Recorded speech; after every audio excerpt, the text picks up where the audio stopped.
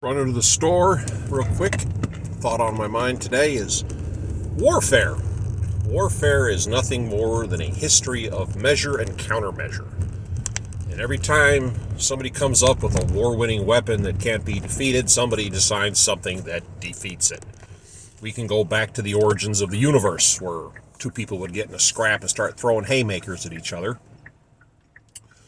And then somebody brings a rock. Okay, now he's got a weapon. So the other guy sharpens a rock. So he doesn't only bonk you on the head, he'll cut you up. And then the other guy shows up with a sharpened stick, which is easier and lighter to throw around and stab you with. And then the other guy brings a longer stick, so he can stab you out of range. And then the other guy comes back with a spear. And then the other guy comes back with a bow and arrow, and then there's body armor, and then there's firearms, and blah, blah, blah, blah, blah. So for every measure, there is a countermeasure, and it always has a period of time where the latest weapon dominates and then it becomes ineffective. And like in World War II, there was the German U-boat. I mean, at the first part of the war, it was devastating. By the end of the war, it was kind of a joke because technology went past what they had and the tactics they used. And I'm watching this war over in the Ukraine, and the drone is really changing things. And I think they should have anticipated that, but every military, every government, every war-fighting entity, war games. They plan for future wars. It's kind of like football practice with deadlier outcomes.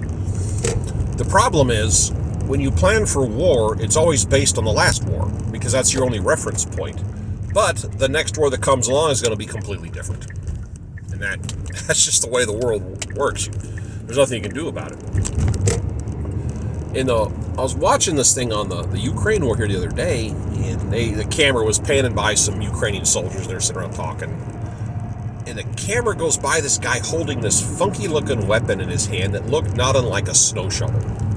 And it was kind of close up as it goes by, and I backed the video up and stopped it. And it was metal, and it had an American flag engraved on it, and it said Defender. And if you look that up, the Defender anti-drone device, it kind of looks like a snow shovel, and that is the countermeasure to drones that apparently somebody had waiting in the wings somewhere, because you point it at a drone, you pull the trigger, and it sends out some kind of an electronic pulse, and it more or less shuts the electronics radio waves reaching the drone, and it just falls out of the sky. So that's the new countermeasure. So just remember, warfare is measure, countermeasure, and then it's constantly evolving. The only people that I know of, the only entity that I know of that are not following those rules are the North Koreans, because they're rolling into the Ukraine fighting, and they think it's the 1950s still, which is the last time they had a war, which makes you wonder why their officers and their military have medals all over them, and you could defeat their army with a magnet. These guys have so many medals, and you go, well, what did you get that for? You guys haven't fired a shot since 1953. What did you do? You making coffee? I mean, what are you doing here? So watch what's going on in the war, and you think, okay, tanks are outdated. They've been saying the tank has been outdated since World War II, and yet it's still, if employed properly, a very effective combat weapon.